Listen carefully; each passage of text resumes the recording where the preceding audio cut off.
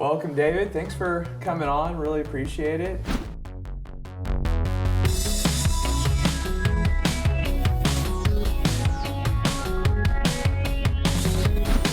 Wanted to kind of introduce you to our audience. Wanted to get your background, your where you're from, your education, your profession, things like that.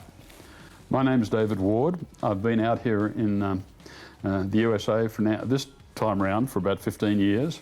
I'm from South Texas, as you can undoubtedly hear. Sure. I'm a native of Sydney in Australia, and have married an American wife, but we have adopted 3 Russian children. Wow. So we're a truly international family. I came out here in, as I said, 1995, and have been living here ever since. I've been in information technology for 45 years, mainly in software, with a range of companies. Down in Australia, before I came back this last time, I was the managing director for a company called Sybase. Sybase was subsequently acquired by SAP, but I've also worked with Computer Power and with Sterling Commerce. I was the director of North American marketing here in Las Colinas. Wow. For Sterling Commerce and Sterling Software that are now owned by AT&T. So after 45 years in software in 2016, actually even before then, I had started getting involved in real estate. Okay. I went to Lifestyles Unlimited, and there was a gentleman there who was doing a lot of the training at the time, Brad Sumrock, and I thought that Brad had a very good argument about investing in real estate, which was something that I'd actually already done. Right. Because in my IT background, I had actually found myself in a situation where I was living in Sydney and then promoted to Perth, which is the other side of the country. Right. So I already had a house in Sydney. So then I got to Perth, and of course I bought another house there, and then I got promoted to North American product management in Cincinnati, Ohio, and so I went to Cincinnati. So now I've got 2 Australian houses, and then subsequently I ended up coming back to Dallas and bought a 3rd house. Wow, okay. So I've now sold the 2 Australian houses, but I have now 2 houses here in Dallas-Fort Worth, single-family homes. Okay. So I was already actually sort of doing single-family investing Sure. by happenstance, because I kept on being moved and having to keep on renting out the houses that I had. Right, right. And became very aware of the high value of maintaining and growing real estate. In fact, I've just recently sold my last Sydney, well actually it's a Melbourne house by the sea in Melbourne. Wow. And that I bought that for $325,000, and we just sold it for $1.8 million. Oh my gosh. Good See? for you. So now of course I can't buy into that market again. It's one of those things that continues to go up. Yeah, yeah. But that'll give you a bit of my background. Awesome. Okay. Sounds good. So what got you, you had a 45-year career, what got you interested in, I know you kind of stepped into it a little bit just by buying houses, but what got you interested in investing passively? Well, I realized most people who are involved in single family, sooner or later do get the call in the middle of the night to find out that the toilet's stopped up, or right. do find out that their realtors just simply don't look after the property like you'd like to look after them. Sure. Yeah. And I realised that if I was going to continue to invest in real estate, I really wanted to get to a situation like multifamily where I could turn around and actually have, multiple home units and diversify across multiple different apartment buildings, so I wasn't just subject to the problems of one particular area or demographic. And that's why when I went to Lifestyles and I heard Brad's comments about multifamily and what he had done, I immediately said, that's exactly what I want. I want to, and I need to get into it as quickly as I can, because at that stage I could see that probably in the next 3 to 5 years I was going to be leaving where I was, and so I wanted to sort of start the basis. Right. Okay. Right. Awesome.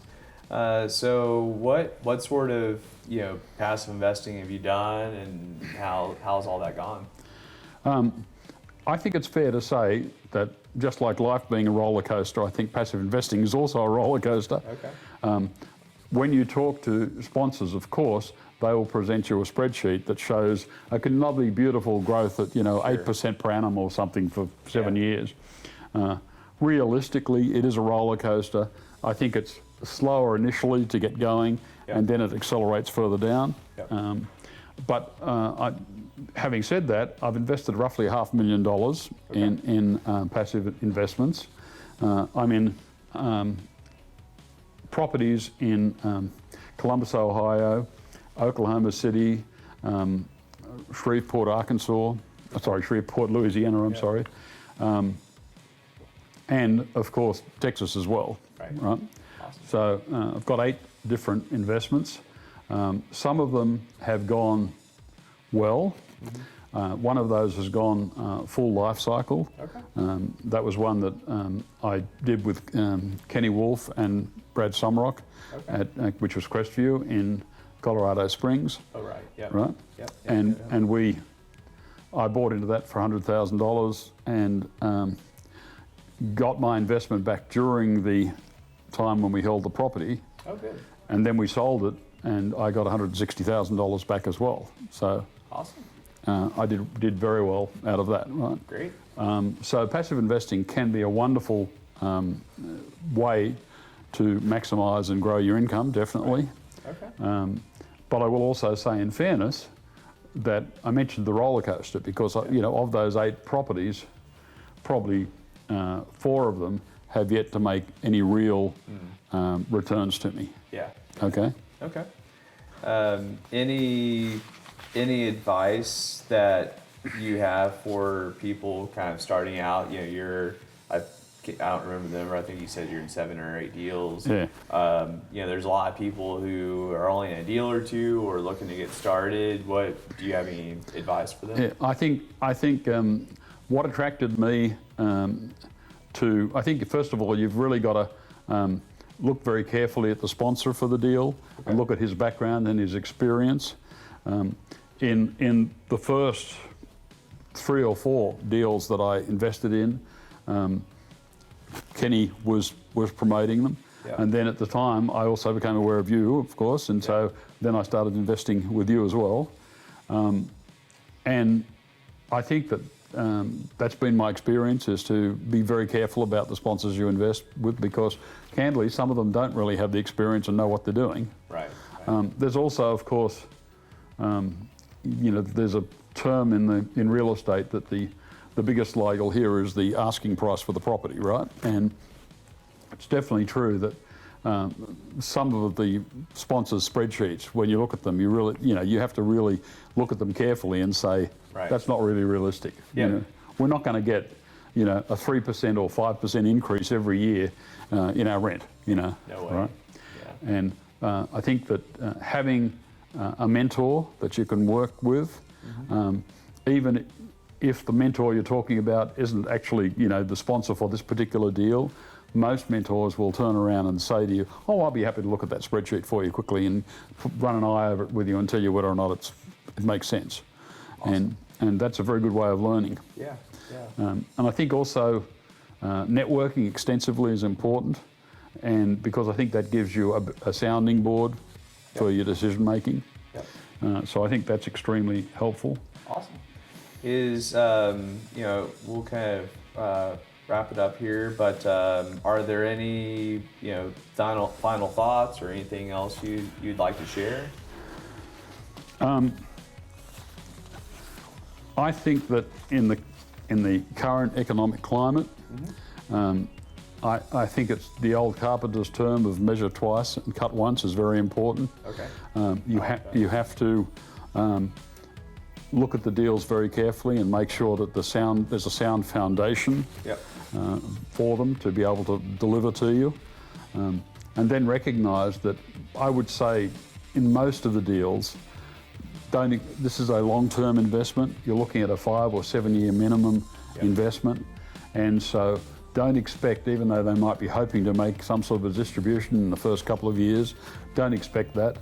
A number of my investments, even though they've been good investments, for example, after we acquired the property, we subsequently found out in the one unit that we weren't able to get into when we were doing the due diligence that it had foundation issues. Oh. So, you know, there are always gotchas out there that can bite you.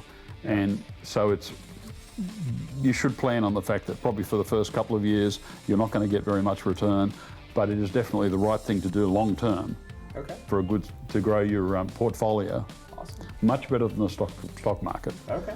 All right. Well, fair enough. Well, I think that's about all the time we have, but appreciate you Thank coming you very out. much for your time. Great You're seeing very you. welcome. Yeah, thank you, David.